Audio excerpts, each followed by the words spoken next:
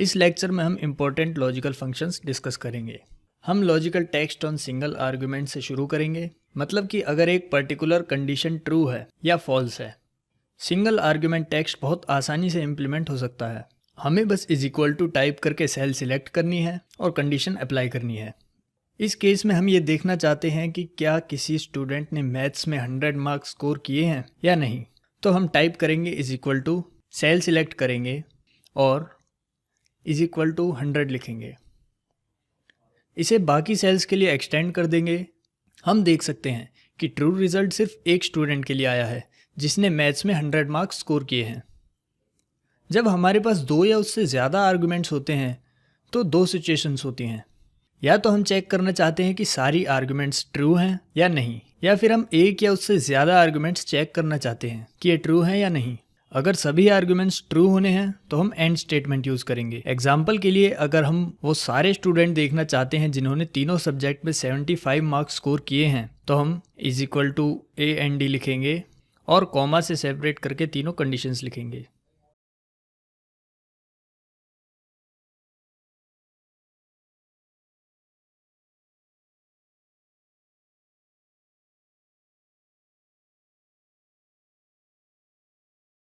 अब इसको एक्सटेंड करेंगे।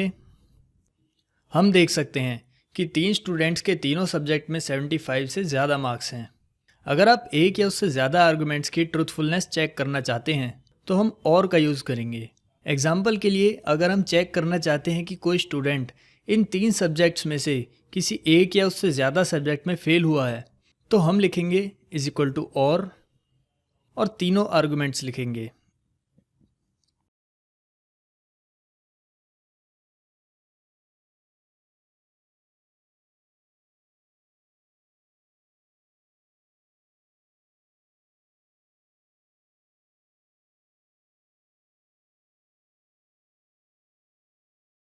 इसको एक्सटेंड करेंगे। हम देख सकते हैं कि सिर्फ एक स्टूडेंट फेल है क्योंकि उसने इंग्लिश में 30 मार्क्स स्कोर किए हैं, जो कि 35 से कम है। चलिए अगला फॉर्मूला देखते हैं, जो कि इफ़ फॉर्मूला है।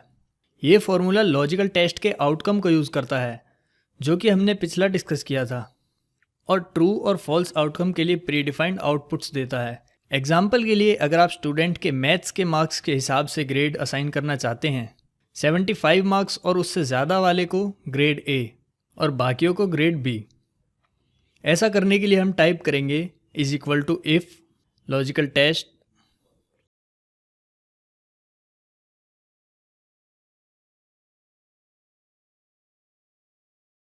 आउटपुट इफ़ ट्रू और आउटपुट इफ़ फॉल्स। इसे बाकी स्टूडेंट्स के लिए एक्सटेंड कर देंगे। अगर हम सीक्वेंशियल फॉर्मेट में मल्टीपल लॉजिक टेस्ट करना चाहते हैं तो हम नेस्टेड इफ़ यूज़ कर सकते हैं। नेस्टेड इफ़ का मतलब है कि एक स्टेटमेंट के अंदर आप दूसरी स्टेटमेंट यूज़ करेंगे जो कि फर्स्ट इफ़ के आउटपुट के बेसिस पर आएगी। चलिए इसे एग्जाम्पल में देखते हैं। अगर आप 85 मार्क्स से ज़्यादा वाले स्टूडेंट को ए ग्रेड देना चाहते हैं, या 60 या उससे ज़्यादा वालों को बी ग्रेड और 60 से कम वालों को सी। हमारा पहला इफ़ ये चेक करेगा कि 85 से ज़्यादा मार्क्स हैं।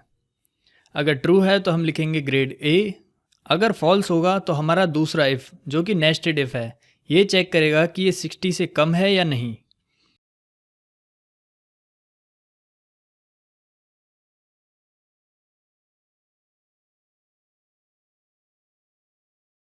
अगर 60 से कम है तो ग्रेड सी, वरना बी।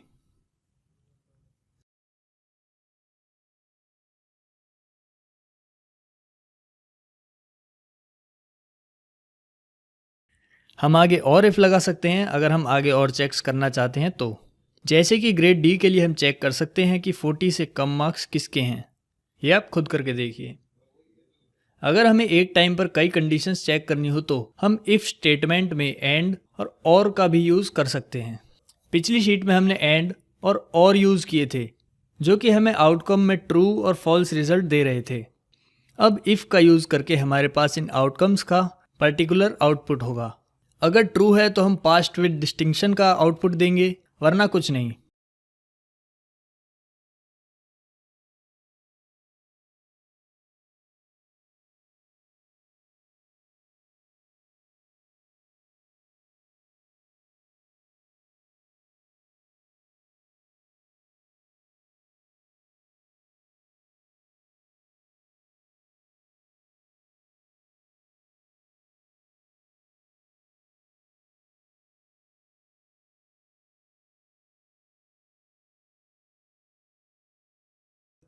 और के लिए अगर ट्रू होगा तो आउटपुट में स्टूडेंट फेल होगा, वरना हम स्टूडेंट को नेक्स्ट क्लास में प्रमोट कर देंगे। हम लिखेंगे और तीनों कंडीशंस एंटर करेंगे। English less than 35, science less than 35, maths less than 35। If true, failed, else promoted to next class।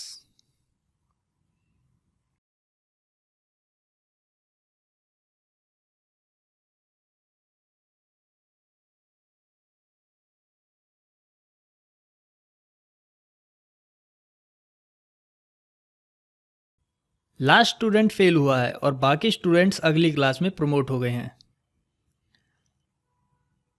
अगला हम काउंट इफ फंक्शन पर चलते हैं।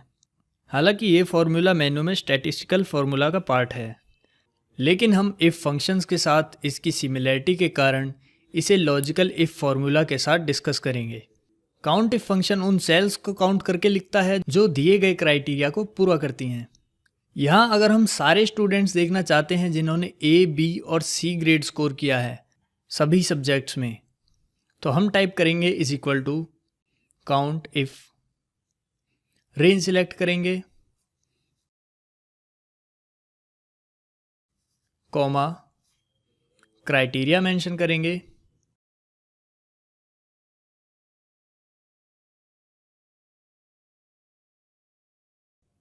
और इसे बाकी स्टूडेंट्स के लिए भी एक्सटेंड कर देंगे। तो जब भी मैथ्स के ग्रेड ए से मैच होते हैं तो ये उसको 1 के रूप में काउंट करता है। तो हमारे पास ग्रेड ए में मैथ्स के 3 स्टूडेंट हैं, ग्रेड बी के 2 और ग्रेड सी के 0। सेम हम बाकी स्टूडेंट्स के साथ कर सकते हैं, लेकिन इसको एक्सटेंड करने से पहले सेल को लॉक करने के लिए सही जगह पर डॉलर सिंबल ज़रूर लगाएं।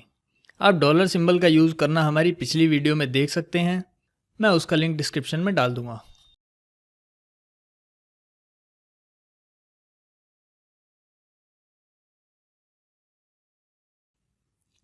इसे एक्सटेंड करेंगे।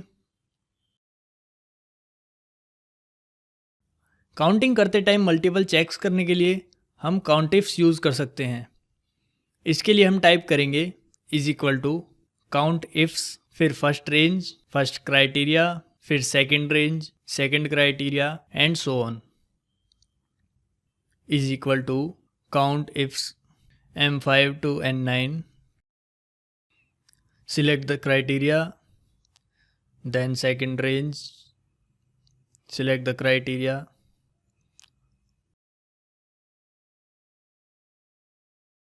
एंटर। काउंट इफ्स यूज़ करने का एडवांटेज ये है कि इस क्राइटेरिया सेल में वैल्यू चेंज करने से हम सारा क्राइटेरिया चेंज कर सकते हैं। अब हम देख सकते हैं कि किसी भी स्टूडेंट ने तीनों सब्जेक्ट्स में 90 से ज़्यादा मार्क्स स्कोर नहीं किए। हालांकि काउंट इफ फंक्शन हमें सिर्फ काउंट बताता है, ये हमें ये नहीं बताता कि कौन सा स्टूडेंट पास हुआ है, जो कि हमने इफ फंक्शन का यूज़ करके देखा था। नेक्स्ट सम इफ फॉर्मूला है।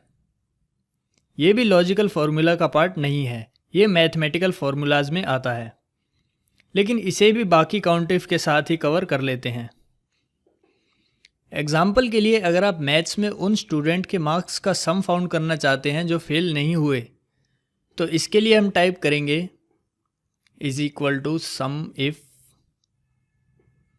पहले क्राइटेरिया रेंज सिलेक्ट करेंगे जो कि फेल कॉलम है, फिर क्राइटेरिया स्पेसिफाई करेंगे जो है इफ फेल्स,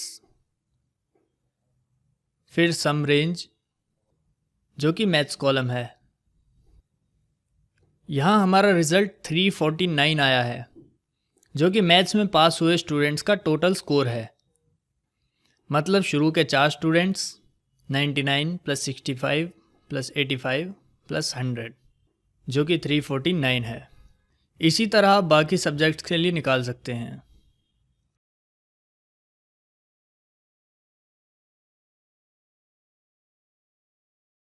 मैं आपको कुछ इफ़ खुद यूज़ करने की सलाह दूंगा।